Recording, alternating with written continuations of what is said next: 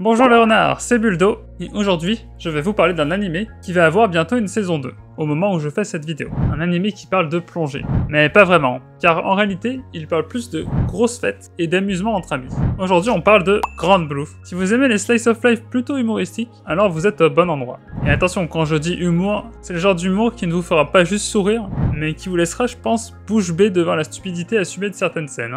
Alors Grand Blue nous raconte l'histoire d'un jeune homme qui va se retrouver habité dans le magasin de plongée de son oncle, dans une ville côtière, car c'est là que se situe son université. Son objectif? Avoir une vie universitaire idéale. Mais ça va être complètement chamboulé par les membres du club de plongée. Une bande de fêtards à l'énergie débordante, qui vont l'embarquer dans des situations loufoques et dans des soirées bien alcoolisées. Et quand je dis bien alcoolisées, on parle du genre de soirée où tu te réveilles le lendemain sans pantalon, et avec un tatouage temporaire sur la joue. D'ailleurs, petite parenthèse, quand j'étais plus petit, ça m'arrivait de faire un peu de plongée avec mon masque et mon tuba à la plage. J'adorais observer les méduses, les petits poissons, et parfois même les crabes qui se planquaient dans le sable. Bon, c'était pas aussi extrême que dans Grand Blue, mais c'est peut-être pour ça que j'espérais un peu plus de scènes de vraie plongée dans l'anime. On suit donc l'histoire de notre protagoniste, Iori, et des membres du club de plongée, ainsi que ses connaissances de l'université. Chacun a sa personnalité complètement barrée.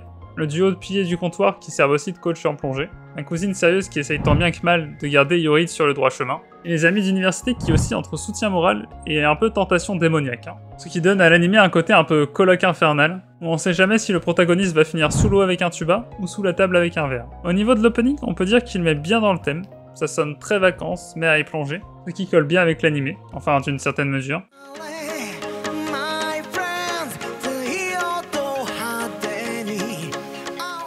Pour l'ending, on retrouve ce côté un peu soirée et karaoké, qui colle bien à la vraie facette de l'anime.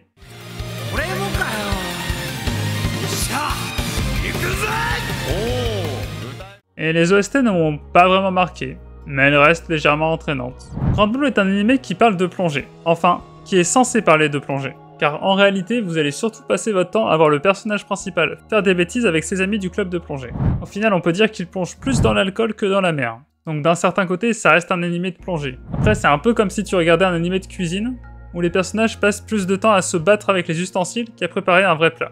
Bon, je ne porte pas spécialement cet animé dans mon cœur, je ne suis pas un grand fan de comédie en général, même s'il y a quelques exceptions, et cet humour un peu pipi-caca ne m'a pas vraiment accroché. Je ne me suis pas reconnu dans les personnages principaux, je ne vois pas, et donc les scènes de beuverie m'ont un peu ennuyé.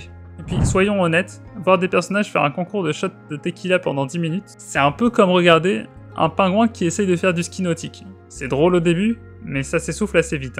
Je ne m'attendais pas à un animé hautement intellectuel, mais je dois reconnaître que je m'attendais à plus de plongée. Et je parle bien de plongée dans la mer, pas dans le coma. Si j'ai décidé de vous parler de cet animé, c'est parce que je parle souvent d'animés que j'ai aimés, mais je me suis dit que parler d'un animé que je n'ai pas spécialement aimé, sans le détester pour autant, ça changerait un peu. Puis ça collait bien aussi avec l'été, non? En tout cas, qui sait, peut-être que la saison 2 me fera changer d'avis, ou peut-être que je finirai par écrire plonger sur une bouteille de rhum et considérer que ça compte. Par contre, je suis curieux, beaucoup attendent cette saison 2, et la saison 1 est très bien notée. Est-ce l'humour qui vous a plu, les personnages, ou juste la capacité incroyable de cet animé à transformer chaque activité simple en chaos total? Qu'avez-vous aimé dans cet animé? Je suis curieux d'avoir votre avis. Ma note, 5 sur 10. Ça tombe donc dans cette fameuse catégorie des trucs regardables, sans plus. Sur ce les renards, j'espère que vous avez bien profité de cet été, et peut-être même fait de la plongée, dans l'eau pas dans un fût de bière. Et sur ce, je vous dis au revoir les renards.